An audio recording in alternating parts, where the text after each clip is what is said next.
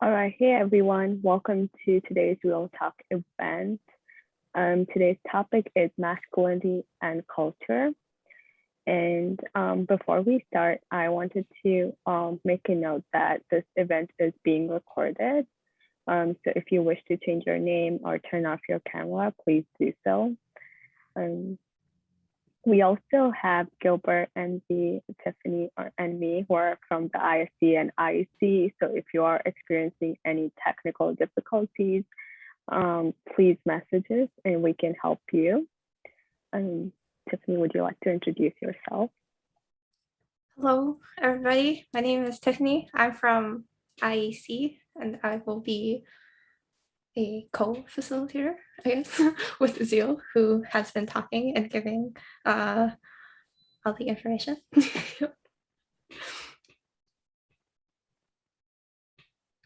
All right. So today's agenda, we'll start with introductory remarks, go over speakers' presentations. Today's speaker, Jeff and Jake, will get to their introduction shortly, and then have a moderated discussion, and we'll then take questions from you. Next slide.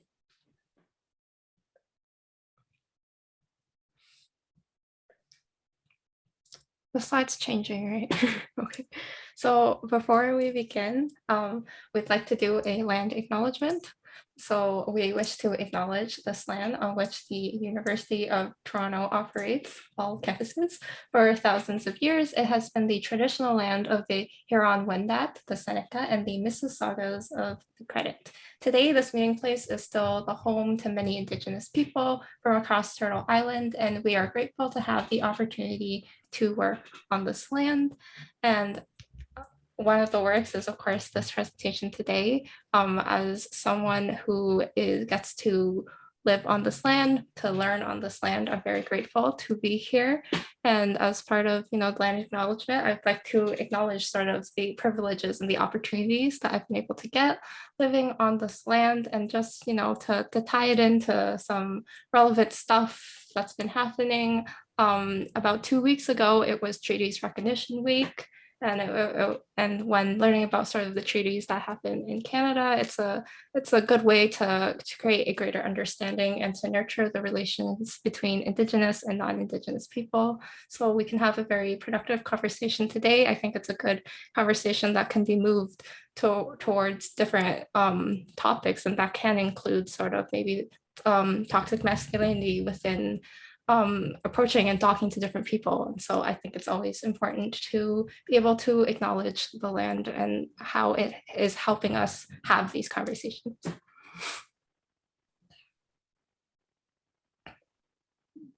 Thank you, Tiffany. I would now like to share a little bit about the International Student Center. The ISC is located in the University of Toronto Scarborough campus. It provides students with support guidance that they need during the time on campus, and there are transition advisors available to assist international students and exchange students, as well as like newcomers with immigration and like transition questions. The ISC also supports students in developing their intercultural skills and mindfulness through global learning programs. One such program is what we're having today.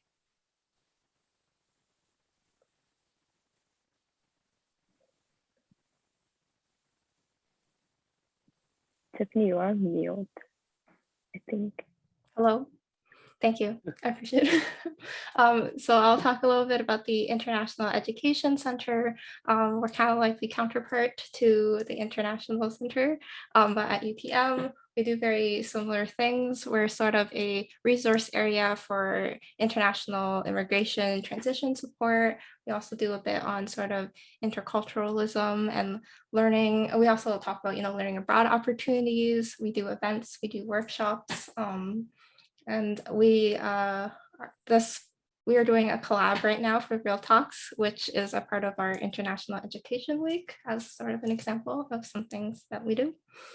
But yeah, and so that's a bit about us, and I think it's time to move on to sort of the main event, and let's meet our speakers.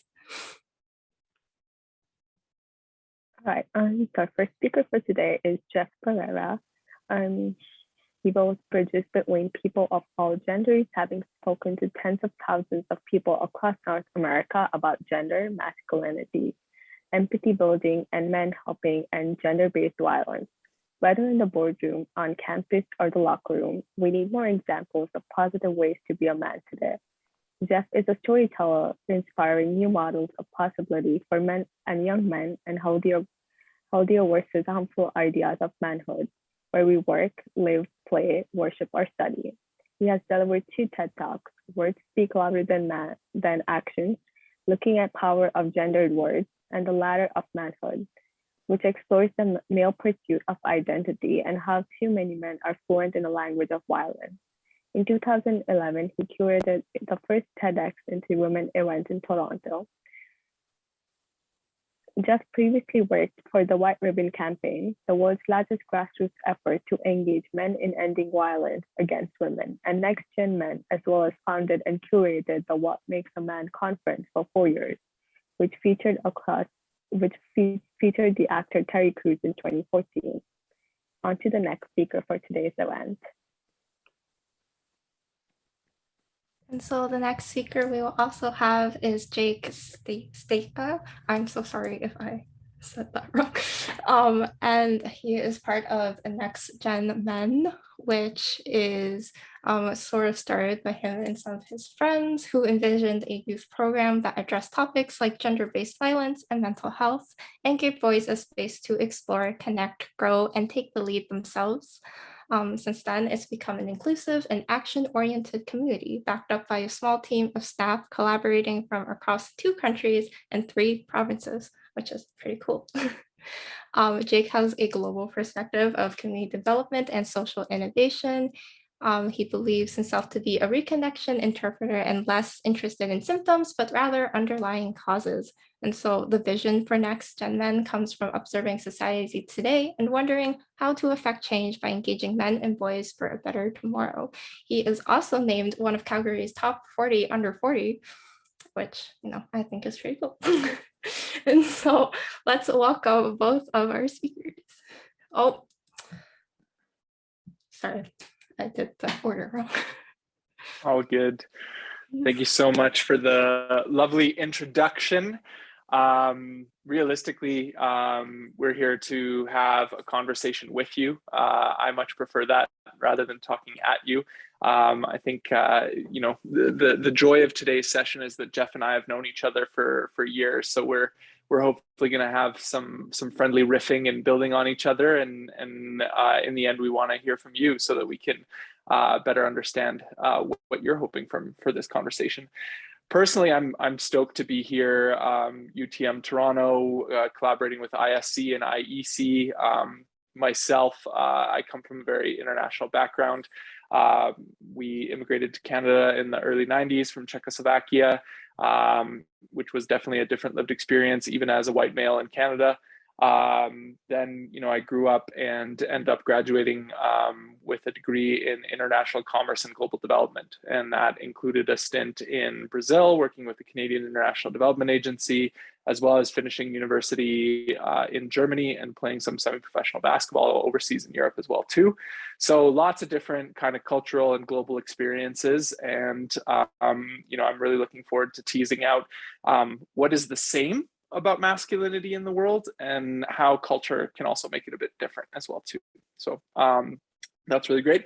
I also want to acknowledge that today I'm joining from Calgary. I'm normally based out in Vancouver, but I'm going to take a stab here. I'm going to have to read because I'm a little rusty on my land acknowledgement, but in the spirit of reconciliation, I want to acknowledge that I'm joining from this land, the traditional territories of the Blackfoot Confederacy, which is the Siksika, the Kainai, and the Piikani, the Tsuut'ina and the Iakse Nakota nations, as well as the Métis Nation Region 3, and all people who make their homes in the Treaty 7 region of Southern Alberta. And I think that, Tiffany, you set that conversation up so importantly and so well that we always need to acknowledge that as Canadians where we are. Okay.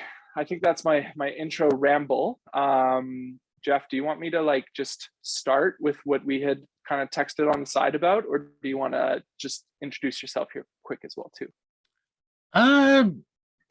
Go ahead, Jake. Yeah, do the thing. I can do a quick little thing. But yeah, Okay. we talked about Jake would just start us off in a good way, and then I'll keep it rolling after. So yeah, keep going. All right. So I'm going to tell a little bit of a story, and it's not a specific story, and it's a pretty general story too. But the story is essentially about how a boy becomes a man in today's society, whether that's in Canada, abroad, elsewhere. But when we think of babies and toddlers, they're all adorable. They're all cute. We love to squish their cheeks and hold them tight. But by the time boys become about 3 or 4, we see them stop holding hands less, hugging less, maybe receiving less intimacy from males in their family. And that is kind of the first time where they understand that men are not necessarily as intimate or touch-filled or loving towards one another. And it becomes a difficult thing to understand perhaps when they see their female siblings receiving that kind of love and affection. And then, you know, because they still need that intimacy, by the time they're about 5 or 6, they start roughhousing and play fighting. And that kind of becomes the birth of this idea of boys will be boys, right? Because we write that type of behavior off as something that's very specific to male and masculinity. And then we put them in the education system. And in an education system where they've been socialized that it's permissible for them to be rambunctious and energetic, and that's how they are expressing themselves because of the permissions of boys will be boys, they struggle in academic environments, right? Because girls have often been socialized to not take up so much space, to sit back and be quiet, to communicate well with other people. And so when boys are acting out in these spaces, oftentimes, you know, they get diagnosed with potentially a learning disability or as a classroom problem or those kinds of things. And they start maybe internalizing this idea that because I'm a boy, I might be broken. And maybe they feel emotional about that, right? They might break down and cry. But then at some point, someone says, well, boys don't cry, right? So that's one of the first lessons that you learn. Boys will be boys don't cry. And then, you know, we let them get to an age, maybe 10, 11, 12, and we introduce them to the world of sports, right? I often like to talk about the socialization of men being into a culture of competition and domination. So competition is first often learned in sports, right? And it's a environment where you're constantly pushed to be better, to outperform. And at some point in time, you might stub your toe, or you might have a bad game or something like that. And your coach comes to you, and your coach is often one of your first male role models outside of your family, because early childhood education is predominantly women, who says, man up. So you get the message, okay, I'm a man, I got to man up, I got to get through this, right? So we've already learned that boys will be boys. We've already learned that boys don't cry. And then we've already been told to man up. And then as we kind of tip into our early teenage years, you know, we start getting this message from media and from culture that the measure of a man is to lose your virginity, right? And to do or be seen having sexual relations with many people, many women more specifically. But, you know, maybe at some point in time, you find a young woman who would entertain that idea with you.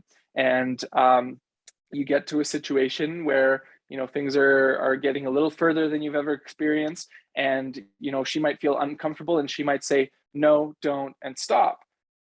But your whole life, when you have said to the world that I want intimacy and affection, I want to emote, I want to tell you that life is hard, you've been told, no, don't stop, in the form of boys will be boys, man up, and boys don't cry. So maybe you cross a line, right? Because 1 out of 3 sexual experiences for young women is an unwanted one. Not necessarily sexual assault, but not exactly what they had wanted or imagined for themselves for their first experience, right? But we can kind of see this thread through a young man's life that he doesn't have the skills or the competencies in that moment, right? So I think that's something that we really need to get upstream of. And then when we think even beyond those teenage years and we go into, post-secondary settings like UTM or workplaces or those kinds of things, that spirit of competition stays with these young men, right? They see each other as academic peers getting higher grades, not necessarily in a collaborative function, but in a competitive function. They see it in a job function where they're rising through the ranks towards promotions and raises and projects and opportunities.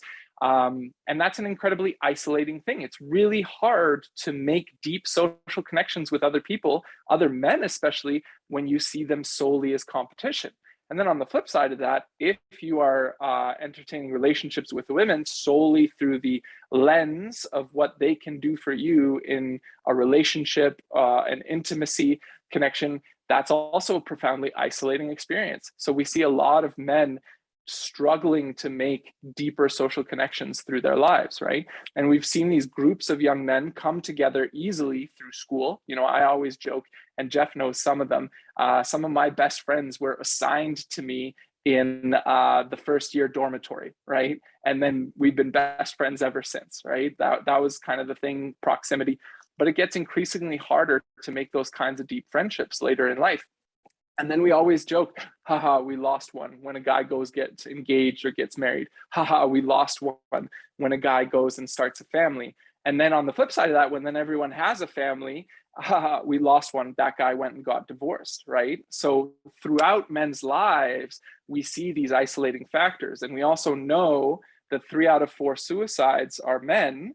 It's very tragic that in 2018, the highest killer of teenage boys was suicide, but the vast majority of suicides are actually men 40 to 65, right? Because they've gotten to a point in their life where they've played this game of what it means to be a man, and it didn't get them what they wanted, whether that be in their career, their relationships, their friendships, those kinds of things. And it's incredibly disheartening, and they don't know the path out of it, right? And so I've just painted kind of like from birth to later stage in life, high level story.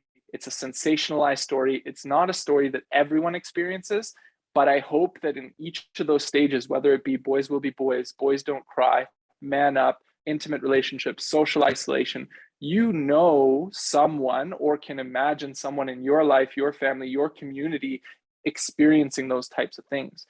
And so when we're talking real talk on masculinity and culture, this is what we're talking about. This is the culture of masculinity that exists more broadly. And what we're, whether it be Next Gen Men or Jeff with Higher Unlearning, are trying to tackle at the root force to change those narratives so that that's not the outcome for a vast majority of men. So that's my sensationalized story around culture and masculinity. Just to kick us off, Jeff, I know I'm not a great storyteller. Jeff is a great storyteller. So I'm looking forward to what he brings on this. I think you're a good storyteller, man. I'm trying myself.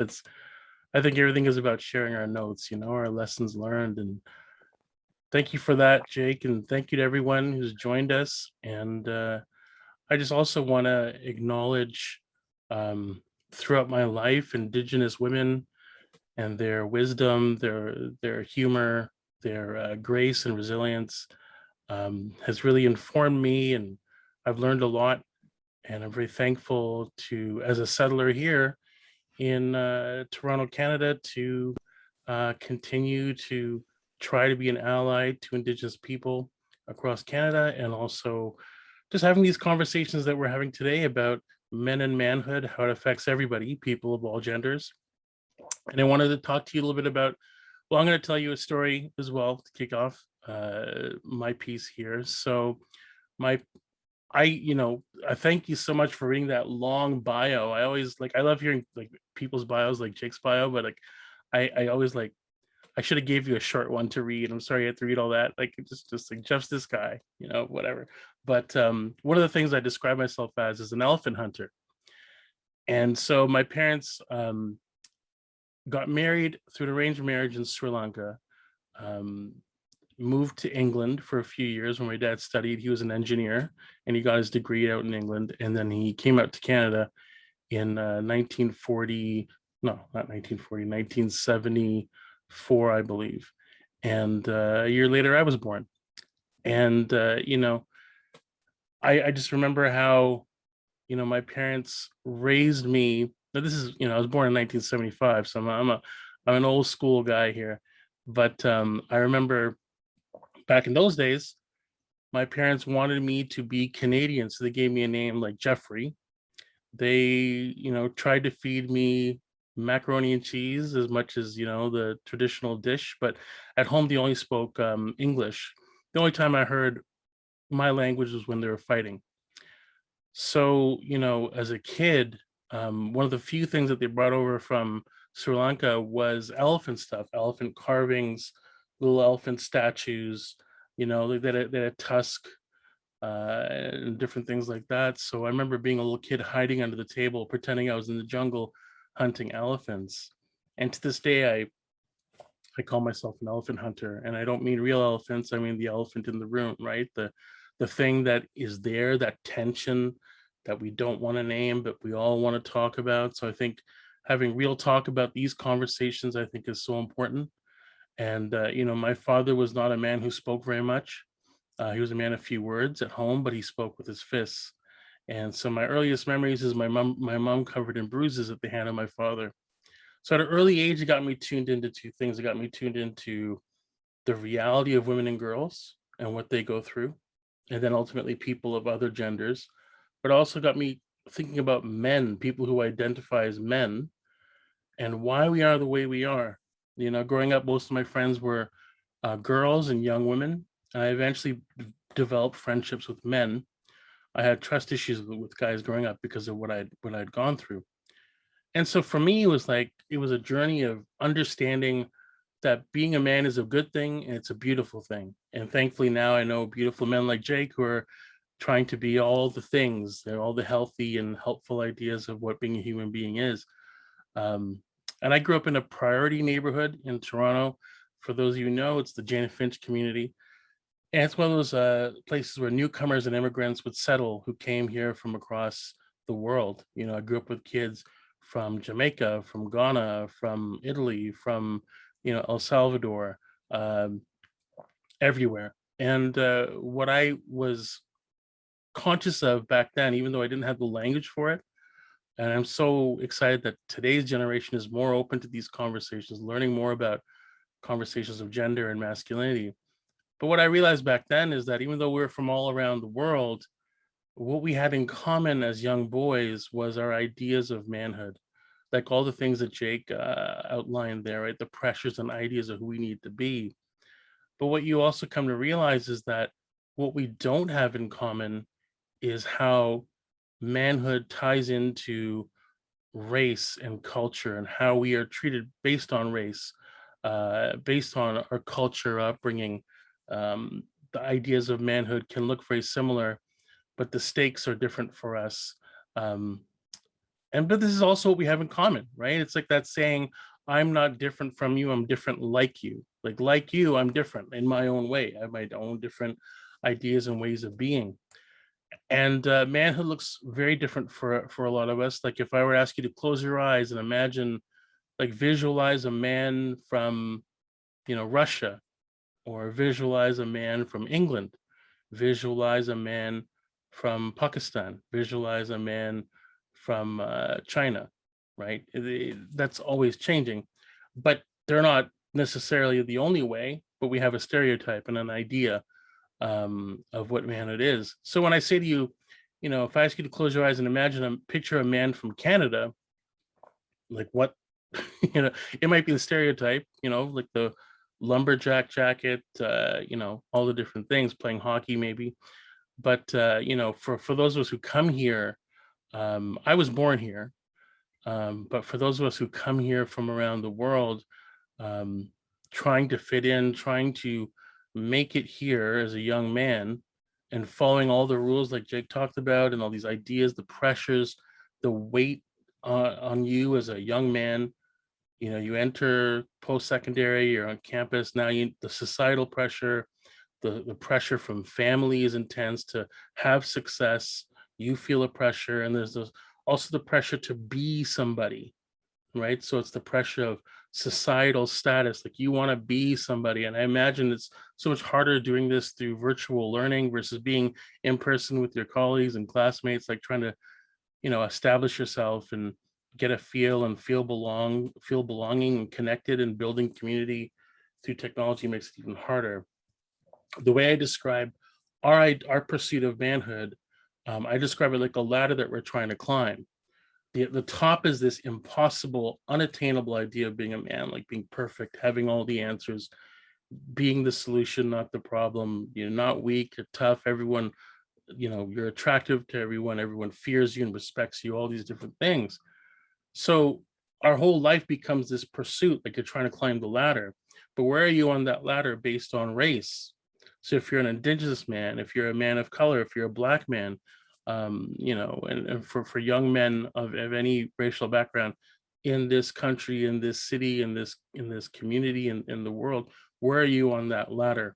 And how do you climb the ladder, right? Because the idea of the harmful idea of manhood is that it's all about success, right? You have to dominate, you have to kill it in everything you do, you have to have game, you have to be attractive, and like people want to be you, and you have to succeed in everything you do. But we all fall short of that.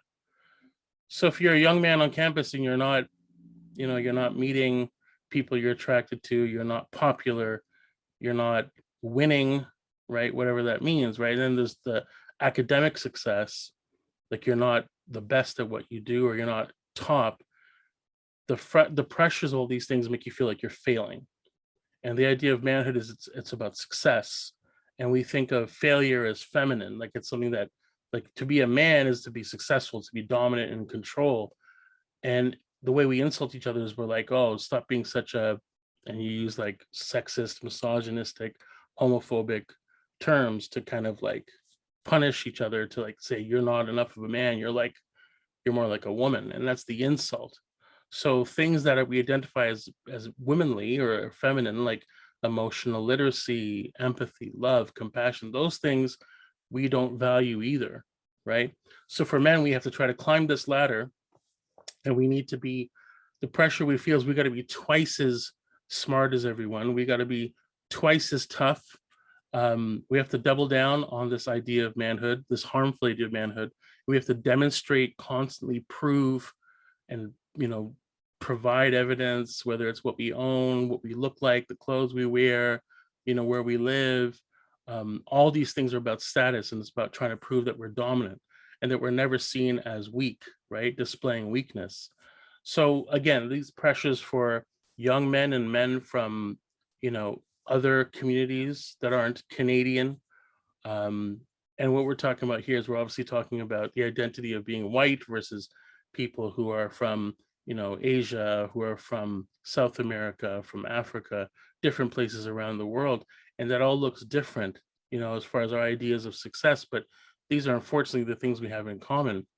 So the pressures that we feel affect us, for men of color, it becomes even harder because we're combating race, but we're trying to overcome the oppression of race by doubling down on harmful manhood and being more of the man, and so what happens is things like, for example, when we're struggling, and in this month of November, a lot of this is about the conversations around men's health and mental health, as well as physical health. So it's learning to, ideally, you name what you're feeling. I'm feeling stressed, I'm feeling anxious, I'm not doing well in school, I'm struggling, I feel alone, I'm not making any friends here. And it's also learning to read your body. How's your body feeling? Like naming the emotions you're feeling in your body, how you're physically feeling. So for me, it's like name your feels and deal, right? Like how you're feeling. But the problem is we're not supposed to do that as men. Like you're not allowed to. And as men of color, you need to demonstrate, you definitely don't need to ask for help. You're never struggling, you're never weak. So this idea of trying to fit in to this kind of harmful idea of manhood comes at the expense of your well-being, trying to fit in and be like others, in the harmful way. It's kind of like if you've ever played snakes and ladders, like snakes and ladders is like, there are shortcuts, you can climb that ladder I'm talking about, and all of a sudden you're at this stage, but then there's a slide that brings you all the way back. And I feel like the harmful ways of manhood, you might find success, but you end up falling backwards. And really what it is just going one step at a time, doing the work, reaching out for help, building relationships, building friendships, being honest with yourself, doing that hard work of, things like self-care, and really quickly, just our ideas of self-care as men, it's such a mess, right? Because we think that self-care is weak, right? It's a struggle. And I do this work talking about it, and I'll acknowledge I'm still someone who also has trouble identifying, like, hey, I need to slow down, or I need to ask for help. I'm not feeling well right now, or I need to go see the doctor, that sort of thing. So it's recognizing that self-care isn't this idea that men go, oh, it sounds like taking a bubble bath or watching kitten videos. I mean, I don't take bubble baths, but I love watching kitten videos, right? But that's not what self-care entirely is, right? Think of self-care like if you're someone who's good at building computers, just taking the computer apart and working at fixing those pieces, or getting under a car, getting in there and getting your hands dirty and, like, pulling things apart. You got grease all over yourself. That's self-care. It's doing that hard work, and it's work that we can support each other in doing. So I think as men, it's recognizing that we feel this pressure to demonstrate our worth, our identity, our value, but that harmful idea of what it means to be a man, that leaves you, like, it doesn't value your own humanity, and you don't value the humanity of others. Like, you're not recognizing your own true value, and you're not recognizing the value in others. It becomes, like Jake said, it's a very competitive thing, right? So everything is about success and demonstrating, improving. To me, the measure of a man is not what we demonstrate, own, or produce. It's how we serve, how we give, and how we live. So for me, it's like, how can I be a better teammate, better classmate? How can I, if you're needing help, reach out and support other classmates, check in with them, and you'll find that they want to talk to you and open up, and you'll feel more comfortable to open up and talk to you. And of course, there's the many great resources, the folks that are creating this event today. There are folks that are there to help you, that you can reach out to. And I know it's not easy, but you're not alone in what you're feeling. And there are people here that want to help. And so I think, it's a unique conversation when it comes to my own personal journey of manhood, Jake's own journey. And for those of you watching, your friends, your classmates, people that you work, live, worship, study, hang out with, we all have our own unique ideas of manhood, whether you are someone who identifies as a man, or someone who, you're a sister, you're a daughter, you're a classmate, you're a colleague, the men you work with in your life, the men that you love as friends, and maybe a partner or what have you. So these are things that this is a conversation for us to all think about, and recognize that it's not about the impression we have on others. Like, I think it's about the impact we leave on others. How do we leave people feeling about themselves? And I think for men of color, we feel an extensive extra pressure to impress and to be something we're not. And really, it's thinking about the impact that we leave on others. How do we leave people feeling about this interaction, about this community and campus, the world we live in? And I think it's supporting one another and recognizing that, hey, like, our struggles are unique, but we have things in common, and that we can open up and talk. So I'll just leave it there, and let's, speaking of talking, I'm looking forward to continue the conversation. Thank you so much, everybody, and let's keep it going. That was awesome, Jeff. Again, you always have these like quotables. Like I always really love. I took one note down here. I'm not different from you. I'm different like you. That one really stuck with me. But I kind of set it off the hop that we're not really here to talk at you. We want to be in conversation with you. And clearly, you saw this event. Real talk on masculinity and culture, and there's a reason that you decided to give an hour of your time and of your life to this conversation. So if you want to use the chat, or put your hand up, unmute, come on, we'd love to have a conversation with you.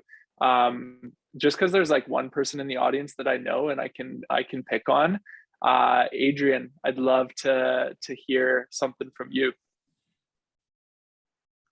And also, I do want to highlight MZ. Sorry, did I pronounce that right? We had that conversation. If you want to put down something anonymous, we have a means to do that as well too. So definitely check out that link as well too. Adrian, my man, good to see you. Hello and good afternoon, everybody. Great to see you all. Great to see all your names are here as well within our conversation. Yeah, so I guess when it came to one question I'm really curious for you to just sort of dive into or give your perspective on is there are often times when it comes to talking about masculinity, some folks would see like masculinity and like toxic masculinity as like synonymous.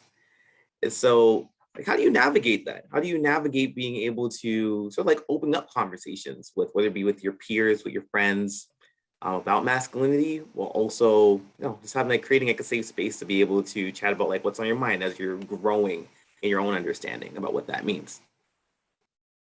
Yeah, I can kind of jump into that first. Like, I think about how, for example, I like hamburgers, and sometimes you get a bad hamburger, or you get a hamburger that wasn't that good, or there's a place that doesn't make very good hamburgers. There's a place that makes really good hamburgers that you like to go to. And imagine one day you go to a restaurant and you get a raw hamburger. They didn't even cook the patty, they just threw it in the bun. Like, what? Like, I know people like their steak bloody, but don't think anyone eats bloody hamburgers. But my point is, if I had a bad hamburger, if there's a place that has bad hamburgers, what I'm not saying is that all hamburgers are bad, right? I'm just saying that I've had some bad experiences with hamburgers. Like, I went to this place, I had a hamburger, my mom cooked the hamburger when I was a kid and it wasn't cooked, and all these different things. So I could sit there and go, hey, I like hamburgers. Screw you. Like, why you hate hamburgers? That's not what the conversation is. When we talk about masculinity and manhood, there are people who will use phrases and terms like toxic masculinity. And I think that there are men, especially now, who react and go, whoa, why do you hate men? What did I ever do to you? And it's like, I think what we can learn to do is learn to listen to what's being said. What can I take from this? And everything in life, there's things you can take and things you can pass. And I think pass on, and there's wisdom and everything. And I think if someone is willing to take a risk and say to you, hey, hey, Jeff, you got something in your teeth, it's because they care about you. They want to let you know. It's like, I just want you to know. I can get like, oh, screw you, like, don't talk about my teeth. But it's like, oh, I can recognize and say thank you for letting me know. And so if someone wants to present information to you, right, and is like, hey, I wanted to let you know, whether it's I care about you or I care about women, people of other genders, like I'm sticking up for them. So when they use a phrase like toxic masculinity, it might not land well with us as men, but I think what it is it's an opportunity to kind of go, hey, what's being said here? This is a conversation about men and about how men can do better. It's an opportunity, and not all hamburgers, right? Not all men, but definitely, hey, like it's legitimate if you get defensive, right? Like anything in life, anytime someone points out something to you, it's like, oh, but then what do you do about it? You can lean into it and say, hey, okay, there's something here I need to talk about, we need to talk about. So I think, to me, that's what it is. And people who get defensive and are saying, oh, toxic masculinity, like that means you hate men, you're trying to avoid a real conversation, right? So let's have real conversation, real talk. So yeah, I love the hamburger analogy. And I mean, like, to your point of avoiding the real conversation, right? I once wrote a blog post. The title was, "It's not our fault, but it's our responsibility," right? Yeah. And like, when we look around and we see, 95% of, instances of gender-based violence are men. I didn't do that, but holy shit, all these other dudes are making me look like a piece of crap. That's embarrassing, right? So it's not my fault, but it's my responsibility. And if I don't want that rap, I should be doing something about it, right? And personally, at Next Gen Men, we don't use toxic masculinity, and I'm pleased that a lot of kind of like the media and culture discourse has started to move beyond it. But what we talk about is patriarchy, right? And patriarchy is also like a big scary word for a lot of people, but I find it's less scary to them than feminism. Feminism is all, like, you know, the great big F word.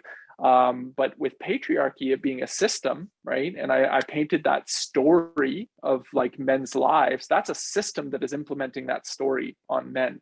And we know the harms that women and girls and trans and non-binary individuals experience at the hands of patriarchy, right? We've heard about that. We've heard about the violence, the gender wage gap, the, you know, especially in trans communities, trans women of color, like those stories are out there.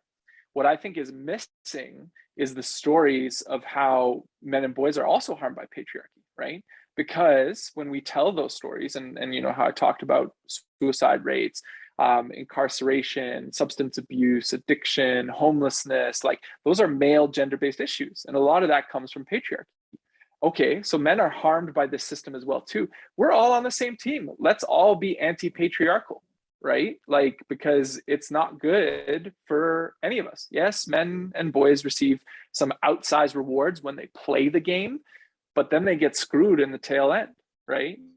And so I think that that's really what Next Gen Men is trying to do, is to tell those stories in a way to motivate men and boys to see themselves in these issues. Love the question, Adrian.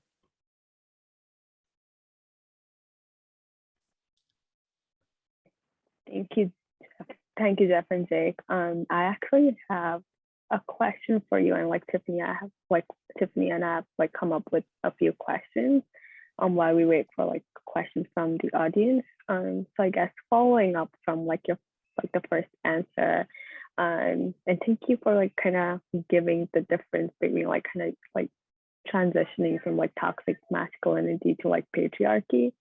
So we were wondering if you could, so like ideas and practices of like patriarchy can kind of result in a vicious cycle of intergenerational trauma. How can the generation today, I guess, like work to unlearn these notions and kind of create a safe space for people of all genders? Jeff, I'll jump into this one quickly. I love that you brought up the intergenerational piece of that, because by definition, patriarchy is handed down to us from our forefathers, right? If we break the word apart, pater means father, archain means power, father power, right? And if I look in my family 2 generations, 3 generations ago, absolutely, it was patriarchal. Men ran those families. They made the decisions, right? But it's slowly changing now, right? And I think that, you know, I look around at my peers, I'm in my early 30s, and more, you know, fathers this generation are 3 times more engaged than fathers a generation prior. We live, like, frig, I live in Vancouver, you all live in Toronto, 2 of the most expensive cities in Canada. There's no way you could ever afford a lifestyle on a single income, right? So our partners are an important part of our family unit, generating income and those kinds of things. So when we diminish their ability in their career to earn and to get promoted and those kinds of things, we're self-harming, right? So, you know, I think it's really important. We don't have great role models. I think this generation, like I said, I'm in my early 30s, is the first generation that I see really trying to like shed some of that, and we don't have good role models. We're making mistakes, we're screwing up. But I hope that, you know, that next generation will be, again, slightly better off and able to step into those conversations. But it really is intergenerational work. And we want this to stop now, but we have to work towards that long-term change.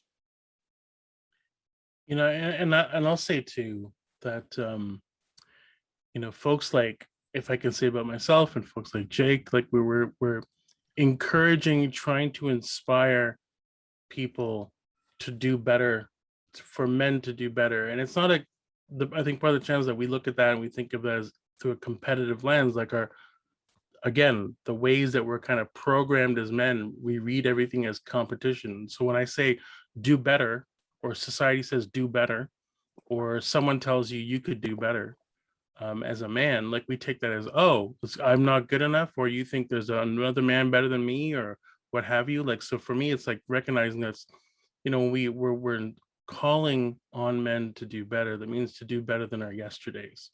You know, like learn from mistakes, take a step forward. Like in everything we do, it's learning. You know, it's that's part of growth. It's stepping into the discomfort, stepping into that zone of discomfort, and that's where you do your best learning. But so having said that, I also want to acknowledge that we make it sound really easy, you know, and I think that especially for those of us who come from different cultures and racial backgrounds, for example, places where, you know, and this is true in North America, it's not just universal, like it's the other countries, um, religion can play a big part in this, right?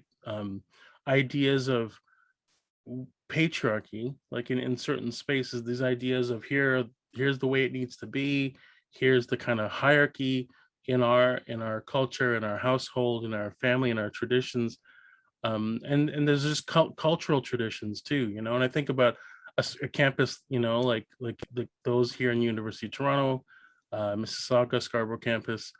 What are the traditions that are handed down, and what do you want them to be? Because ultimately we are the ones that will uphold those traditions. At some point, like I remember being a teenager and everyone told me, like, you're the generation of hope and change. Now I look around, so I'm 46, and it's the people from my generation that are just as harmful, and we've turned into the harmful people from the previous generation. And there's also obviously people who are trying to do better. So my point is that, you know, it's really up to us to decide what kind of traditions do you want to hand down, what do you want that to look like. And I acknowledge that it's not as simple as we make it sound. In certain communities and cultures, it's even harder to, you know, talk about these things, especially in this day and age, because right now we're in an era, the pandemic has kind of accelerated a lot of things, like problems that we're having. It's kind of like lit them, it's been kinder to set everything on fire. It's accelerated things. So, you know, there's a lot of uncertainty right now, people feeling uncertain about their future, about their financial future, social isolation. So what we do is we kind of retreat to what's familiar. So a lot of us are kind of returning to outdated, old school, harmful ideas. Let's just double down on the old way of doing things, and these ideas of patriarchy, these ideas of, you know, creating a kind of hierarchy of how things should be. And those ways, you know, they lead it, they're just dead ends. You can have success on the surface, but on the inside you're struggling, you know, because you're unhappy with trying to figure things out in that system that's above you. So I think for me, it's encouraging you to recognize that no, it's hard, but anything that's worthwhile is hard. And you know, we're all trying to figure this out, and you're not alone in trying to create healthier, positive new ideas, of manhood, of being a human being, of being a student on campus. And yeah, like, you know, you're not alone. Yeah. I do just want to riff on something you said as well, Jeff. Just, you know, we make it look easy. You know, I've been having these conversations for 7+ years now. You've been having them for 10 or more, right? Like, Yeah. right? That we have a lot of practice in this, and we have to acknowledge that a lot of people are stepping into these things for the first time. And as well too, you know, some maybe hope and inspiration for folks tuning in. It's often guys who have fallen, who've had something hard happen to them, that come to this awakening of, I'm playing a game that I'm losing, right? Like, this is rigged. It's not working for me, right? I mentioned, you know, off the hop that I played semi-professional basketball. You can't tell this, but I'm 6'8", right? Like, I'm a tall, straight white male, like a check privilege, right? Despite that, you know, I struggled with mental health in my late teens and early 20s. And at 19, my coping mechanisms were binge drinking and fist fights. And in my early 20s, it was self-harm. And that landed me in, counseling and therapy, and really understanding it's this masculine narrative of you got to be tough, you can't show emotion, you can't ask for help, that was harming me. And the messed up part about that was nobody in my life was saying those things to me. That was the programming that I'd inherited over my whole life to get to that point, to harm myself in that sense. And, for you, kudos to your vulnerability, but like that home experience around the violence in the family home, right? So my idea around this is always like, how do we make this relevant before men and boys are broken, right? Before violence breaks them, before self-harm breaks them, those kinds of things. So that's where I really think about, where do we place these types of conversations, and not just in the intervention at the bottom.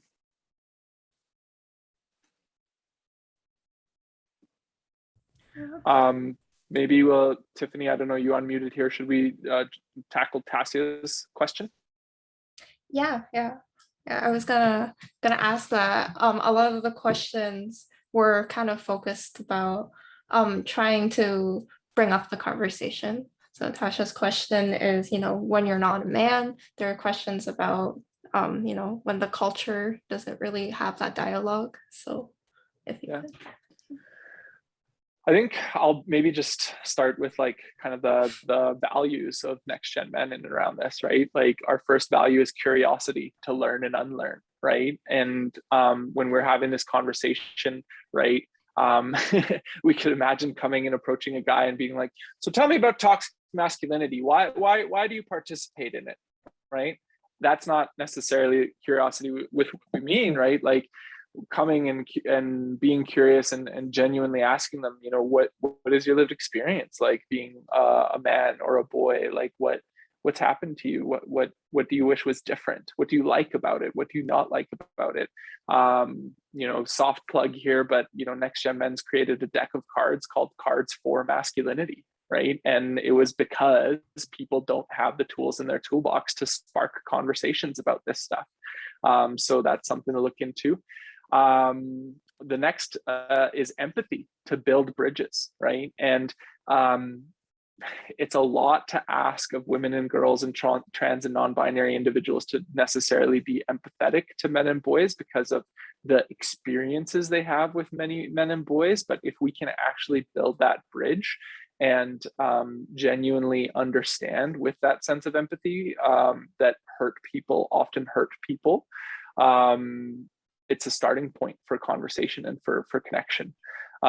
Next is courage, right? To take action. These are courageous conversations that we're talking about, right? And especially in men's circles, when we talk about cars and sports and the price of Bitcoin, like that's par for the course. It takes courage to be like, hey, what's going on? And when someone says I'm fine, be like, no, really, what's going on, right? Like, are you okay? I haven't seen you, we haven't been talking, those kinds of things. And then the last is equity, right? To remove barriers. And I think that we always have to keep in mind that we're not coming to this conversation the same. We have things that, to Jeff's point, that bring us together and are similar, but we all have these different things. So how do we be flexible and malleable in navigating those conversations? That was well said. Over to you. Yeah, no, that was well said. I'm aware that we probably have a lot of questions and everything. So go ahead. If you have another one, we'll go on to the next one. Thank you so much for sharing that with us. I'm sure like a lot of students here, as well as young people, would find it helpful. One of the attendees had a question for you. Maya, would you like to chime in?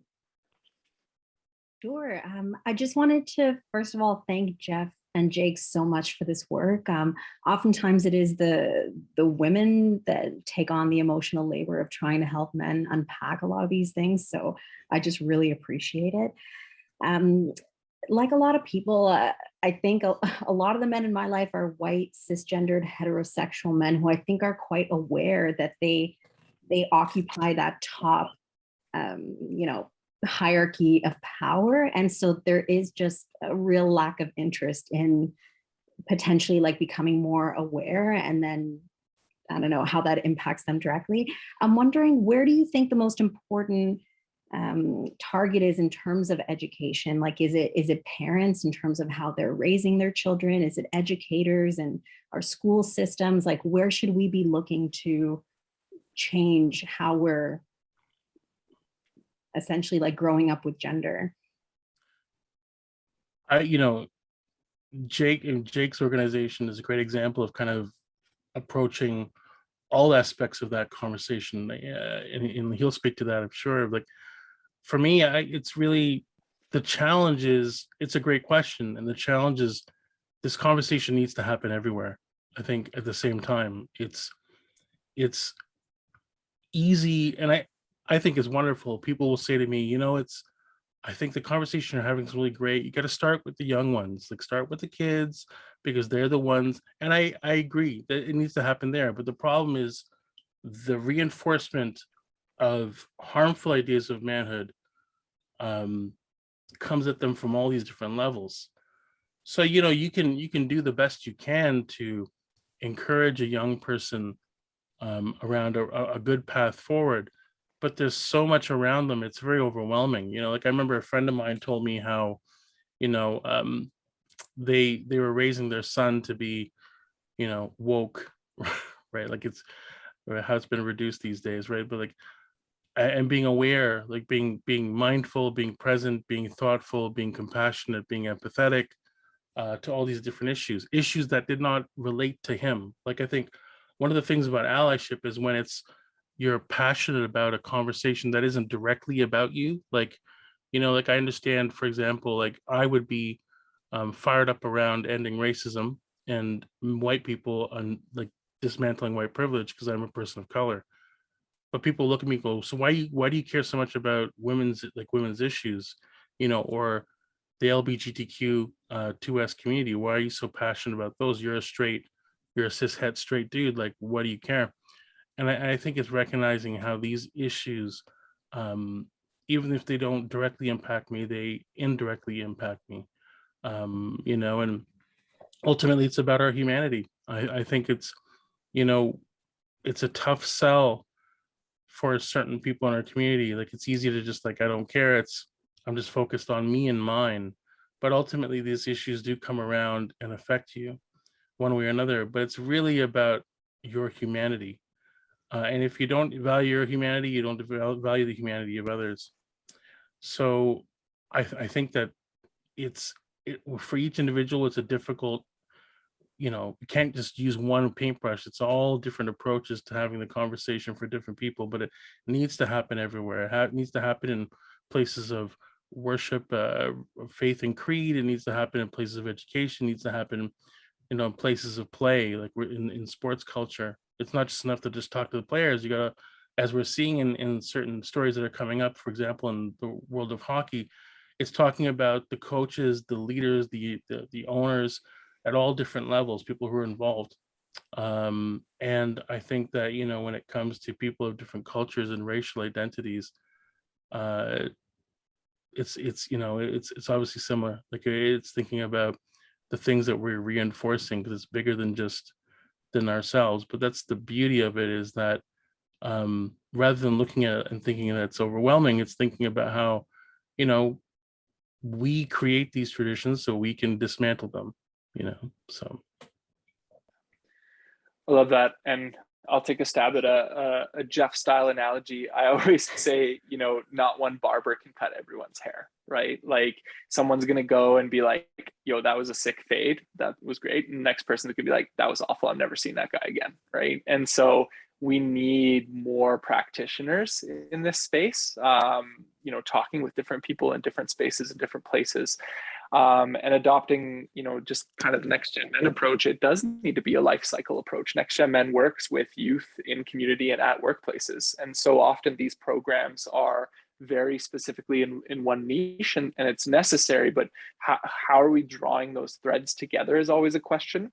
On the youth side of things, I think, under the age of 12, it's not always the best for, let's say an outside practitioner to come in and talk with them, because their idea of gender is very relational to the system and the community that they're in. So that's a great place to talk with parents, to talk with early childhood educators, because those are the people responsible for the day-to-day ideas of what gender means in those spaces, right?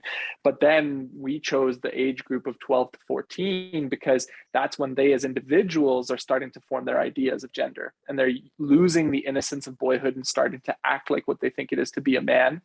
And they're still getting a narrative that men are powerful, competitive, dominant, successful, etc. But you talk to a 12-year-old boy and he's like, I don't have any power. My mom tells me what to do. My teacher tells me what to do. My coach tells me what to do. So they start practicing power within their little peer groups through differentiation, race, gender, culture, sexuality, those kinds of things, right? And so they really need those healthy role models to intervene and talk about power and how we wield those kinds of things. So, you know, I'm really passionate about that 12 to 14-year-old middle school entry point. You know, they're going through their own unique challenges in high school, and it's a profoundly isolating experience. That's always a great place to work. But then, you know, in community, there's people, how do I want to say this? It's a really tough proposition to put out there, but we work within a model called what's in it for me, right? And like, it's a fundamental human question of like, you're asking me to do this, what's in it for me, right? And so even though they're, you know, male, pale, and stale, and I get to say that because I am male and pale and on the way to stale, right? Like, how do we create a reason for them to care? I don't like that men say, oh, as a father of daughters, that's not a reason to care. But if it is one, I'll invite you in and we'll go further with that. I don't like that, you know, a man has to, you know, be struggling with alcoholism and, you know, job loss and identity crisis, but that's a way into the conversation. You know, there's lots of different entry points, and I think that we just need to, again, build those bridges and invite into the conversation versus kind of wag a finger and point them out. You know, I don't want to give too much credence to quote unquote cancel culture or call out culture or whatever we want to call it. But the reality is it's a fear that exists, right? And so how do we navigate the way that we have these conversations knowing that it's a fear that exists? And part of it, and you know, this is why I have so much love and respect for Jeff, is leading with vulnerability, right? Creating those permissible space to be like, I have fucked up, I continue to fuck up, I will fuck up, but I'm gonna keep trying, right? Doing better than we did yesterday, and giving people permission in and around that. And the last point I'll make, you know, I'm incredibly grateful for this audience and for everyone joining here, but if I do a quick scan of the names and I make some very gendered assumptions, it's still female dominated here, right? And so we really have to support and encourage this work to happen in the boardroom, in the locker room, in the pub, where men are congregating and amongst men. And allyship, like me having this talk with you all, that's not allyship. I'm gaining social capital, gaining social credibility in this. But when I'm in those spaces among other people and I'm challenging them, I'm spending social capital. Those people may not like me. They may not invite me back. They may not be my friends. But that's the important work that needs to be done there.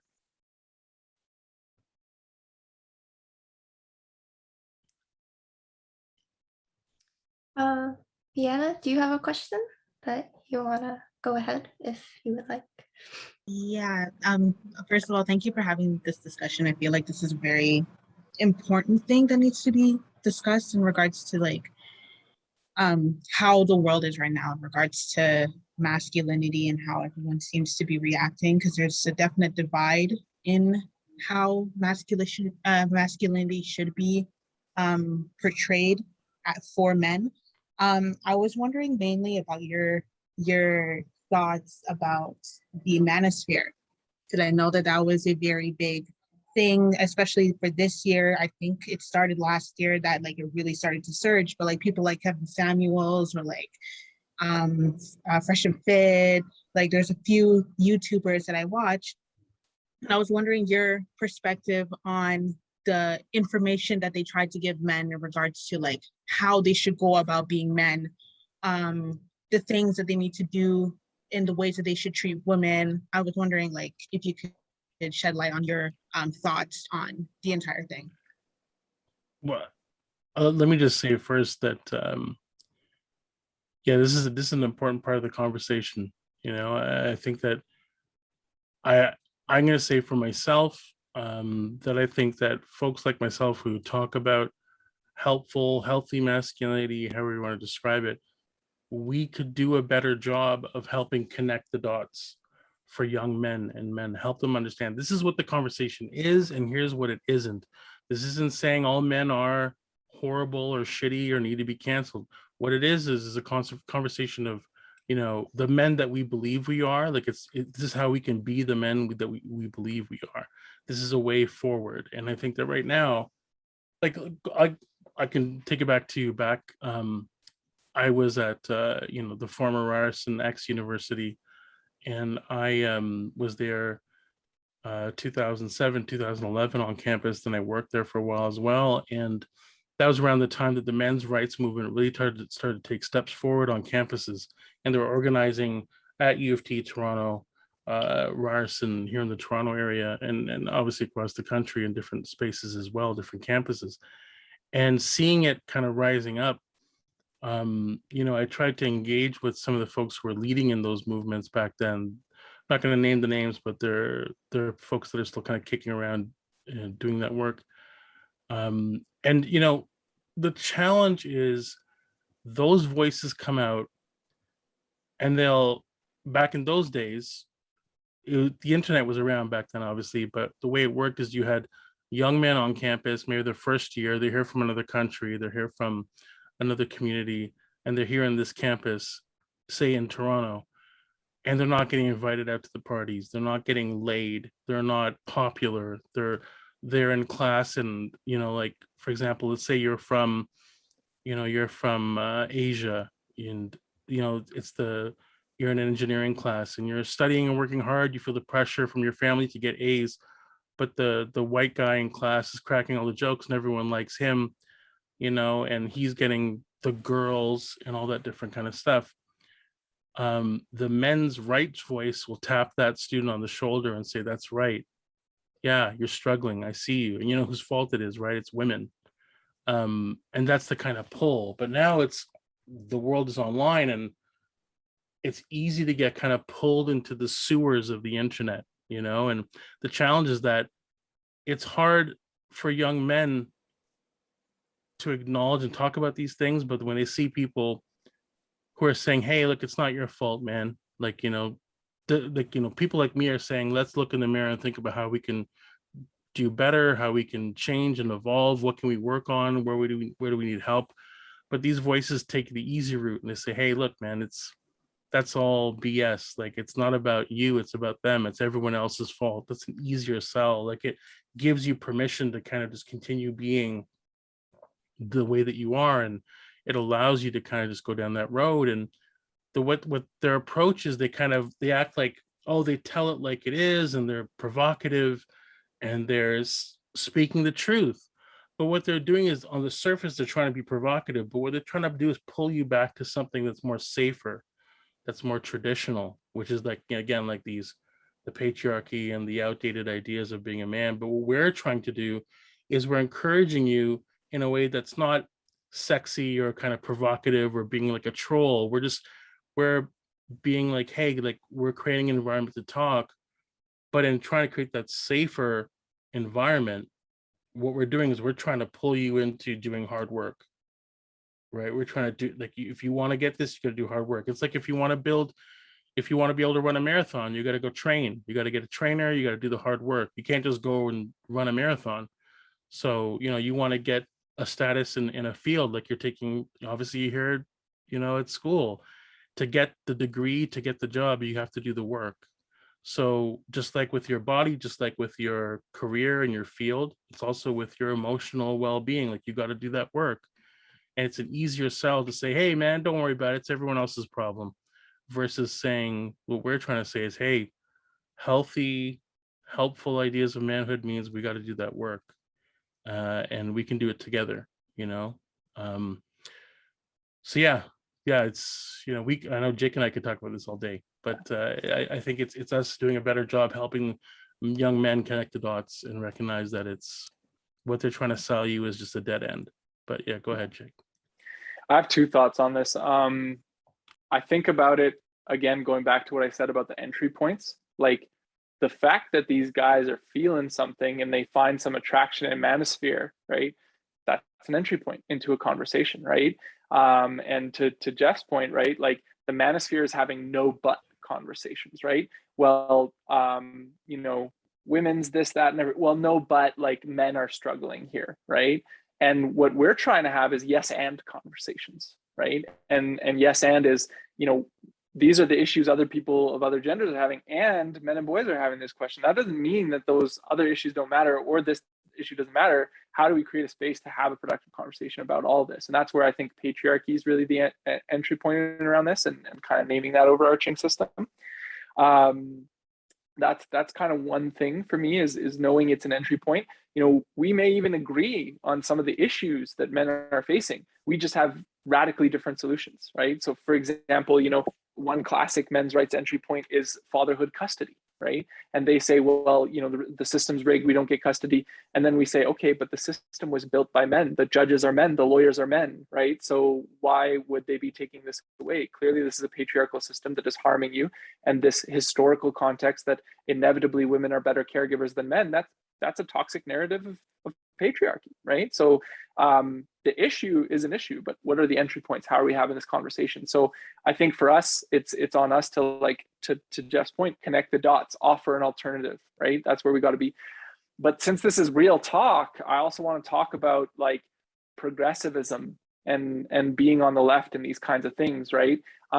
It's trendy to complain about these kinds of things, but I'll give you an example. We're working with a municipality with their wastewater department. And it's a group of 600 people, 96% male, 40% unvaccinated.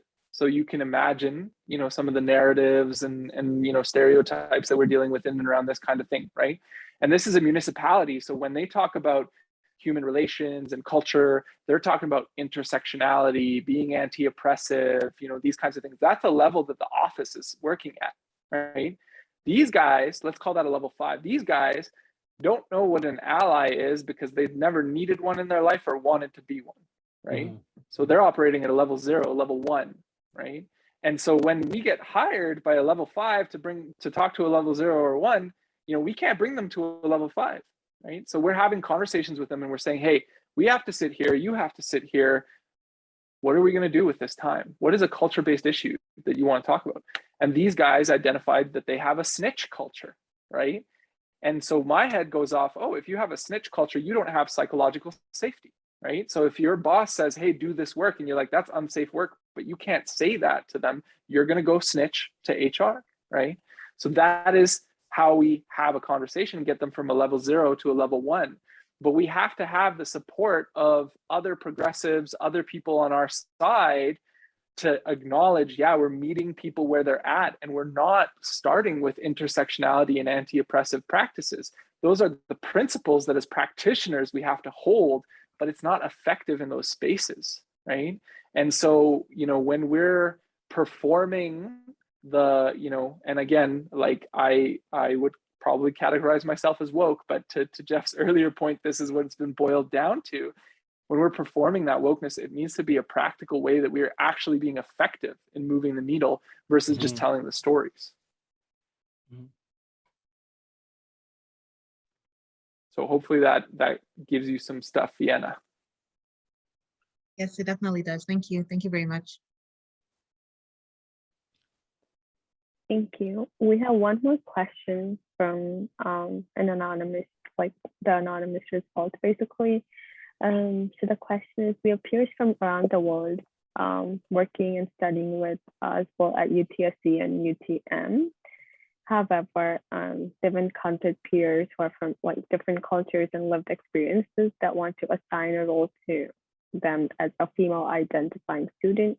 For example, working in a group, they're always tasked to be the secretary, but never have the opportunity to make presentations and speak on behalf of the group. For them, women take notes while men get the opportunity to lead the team. How can they support dismantling of these gender roles? I I would also kind of like to add the question, because I think Tiffany and I had come up with a similar question regarding kind of gender, and how like there's inherently gendered jobs and as well as careers or like programs at the university itself. I'll just say quickly, we're running out of time, but this is a great example of kind of how with these issues, it's always left to the person to handle it, to deal with it, and so it's not a new conversation. It continues year after year, decade after decade. And I think there are administration and faculty and staff that are aware of it and are trying to make a difference. But it's also, we all have to think about our roles, about what are we doing to stop this cycle, like to break up this cycle, because that's an example that I've heard again and again since back in the day. It's the student that is, a woman in the group who takes on these so-called, feminine roles and not taking on the roles that require more leadership and reflect the full spectrum of their ability and talent and skill set.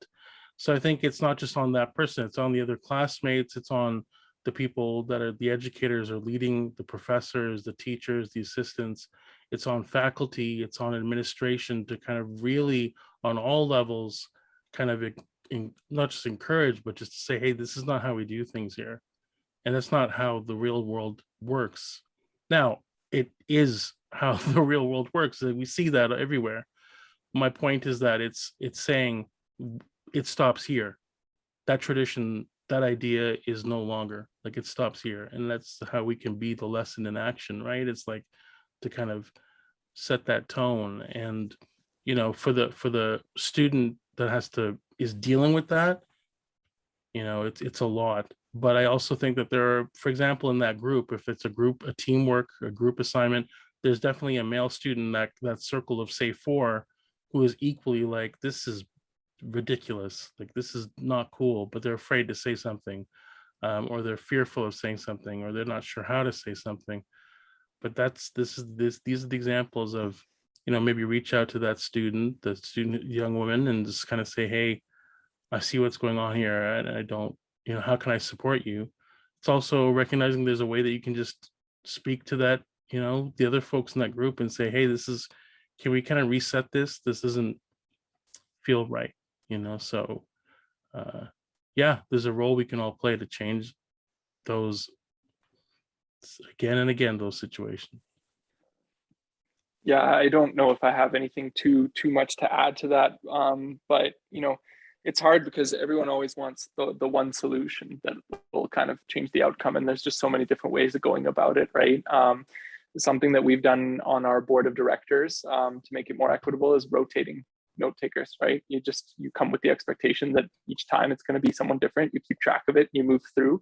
One thing that I know Katie Telford, who is Justin Trudeau's chief of staff, that she does when she's in a room, at the top of her paper, she notes how many men there are in the room and how many women there are in the room, right?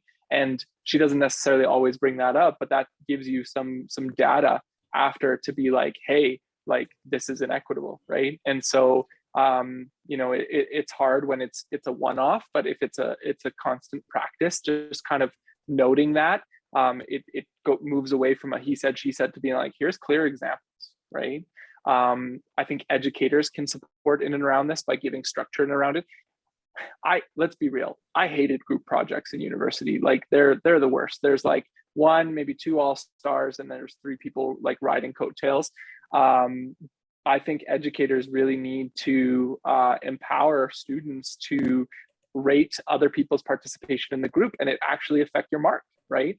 And to Jeff's point, that's not how the real world works, because that doesn't happen in workplaces, but it's how it should happen, right? Like when I go to workplaces and I talk with leaders and they're like, what can I do to change my workplace practices? I say, what are you doing and implementing in your performance reviews about how people work with other people, right? So it starts definitely in education. I see one question here. Do we have time for it, Tiffany and Zeal? I know we're coming up on time here. Yeah, we don't have much to say at the end, so if you want to rapid fire, let's go ahead. I got to read it first. Hold on. Was it It's Adrian.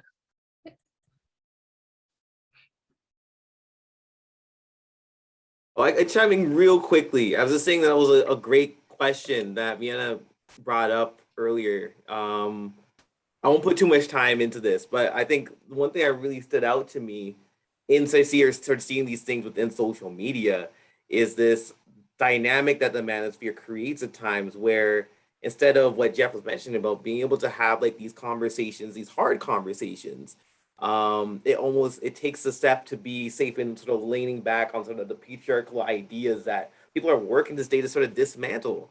And it sort of creates a dynamic where it's sort of validating some of these toxic thoughts when it comes to masculinity, doubles down on it when it comes to some of the insecurities that men have, and say, hey, here's a space where we're going to validate you for it. And at the cost of that, you're taking away like the power of like another body, you know, of like women in some of the cases when it comes to like the Kevin Samuels and all that.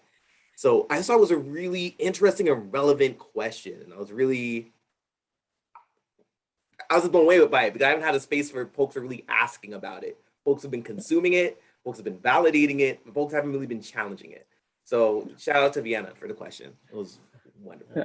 I think the way that I've kind of formulated that idea is people have been having conversations about men, right? Especially women have been talking about men for a long time. And then there's a lot of like men's groups where we're talking with men, but where's like a mixed gendered space where we're talking for, with, and about men, right? To create a community conversation. Because you know, if you know, me, Jeff, and Adrian go and have a conversation amongst ourselves of what, like, okay, here's the new masculinity, we come up with it, but we've created it in isolation, we're not understanding how that impacts others as well too, right? And so we need to have these community conversations. And you know, under the banner of feminism over the last, I don't know, 50 plus years, we've had a brilliant conversation about women's roles and identities in society. We've been missing a parallel conversation for, with, and about men. Yeah, and I think that, you know, it's part of that is us establishing a kind of a culture or a tradition around, you know, this is how, I don't know, progressive, healthy manhood, what it looks like, what it sounds like, what we're trying to do. I think that you know, it's part of the challenge too is recognizing that it, you know, if we want to grow, if we want to do better, we have to be able to receive feedback, be able to truly see ourselves, to like know ourselves, you know. So it's kind of like for those of you that drive, I don't know if any of you, how many of you drive or not, but you know, the day that you're told that the way you drive makes someone car sick, you know, maybe you're cooking, you cooked a meal for someone and they don't know how to tell you this, but that was just horrible. You know, it's like, do I create an environment where people can give me feedback? Do I create an environment for people to feel comfortable to tell me, give me feedback about something, you know? And so I think that creating spaces where we come together and talk, it's learning how to kind of be in the moment, like to learn to be actively listening. So for example, if a group of men are hanging out and a woman joins, um, does the atmosphere change? Like, oh great, there's a woman here, the fun police. Or do we perform to being like the better man, like to this woman? Like, how can we consistently be our authentic self no matter who's in the room, you know, trying to. And then we all, obviously there's like there's work you, there's like social you, there's sitting on the couch watching Netflix, Doritos all over your chest you, right? Like there's all Can different I versions. build on that? Yeah, yeah, Because I've been thinking about this a lot lately. And you know, when we think about integrity, we often think about like someone who's honest, someone we can trust, someone, those kinds of things. To me, integrity is someone who's integrated, someone who is themselves in all those situations, right? Whether it be at work, whether it be when women are around, whether it be those Doritos on your chest and you're just chilling with Netflix, right? But when you create a masculinity for yourself that exists in all those spaces, right? Like masculinity is such a fun word to play on because the word mask is in it, right? And we've seen so many people do that. And that really is what it is. So many, like, I go back to my struggles at 19 and 22. What was I doing? I was wearing a mask of who I was on the basketball court, who I was in the bar versus who I was at home and with myself, right? And so integrity, integrated, I just had to chime in on that, Jeff, because it's been on my mind so much. Yeah, absolutely. Oh, we got to go. So thank you so much for the conversation. Really appreciate this. Yeah, I apologize. The conversation was so good. Didn't want to cut it off. But thank you, Jeff and Jake, for coming. Thank you, everyone, for coming. They definitely are doing great work. So I'm gonna put some links of theirs in the chat.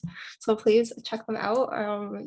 There's always good opportunity to learn. We're also gonna put a feedback form for our real talk here. Let us know how it went. It would be great feedback for all of us. No, maybe it should be longer next time. Let us know. And Zeal, do you have anything to add?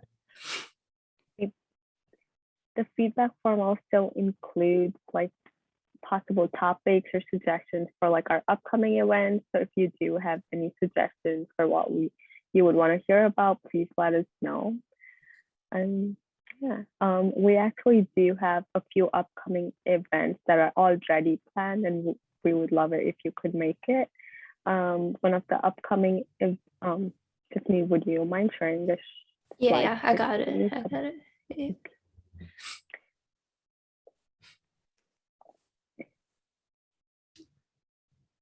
Is it shared? Yes. So the International Men's Day event is first coming up. It's this Friday, November 19th, at 5 p.m. We would love if you could make it. You can go to CL Next and register there. Basically, if you go to this link and like kind of click on the International Student Center in the on the UTSC side, you'll be able to look at all the 3 events, which is International Men's Day, the Cavalcade of Light, and the Exam Jam, which is on November 29th. And Tiffany will now share a little bit about the IEC events coming up. Yeah. So we have the rest of International Education Week, which is we did a collab with what this event is about. We have some other events as well, such as a post-graduation work permit information section. If you want to find out more, you can look at our link tree. We have the QR code over there. And then you can find us here.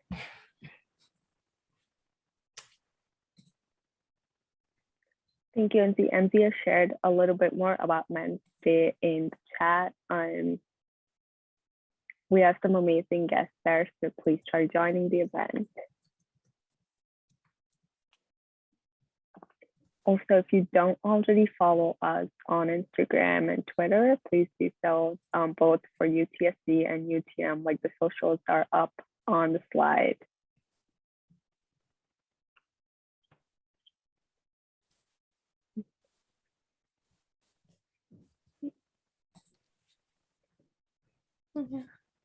Yeah, sorry. So that's all from us. Thank you so much for coming.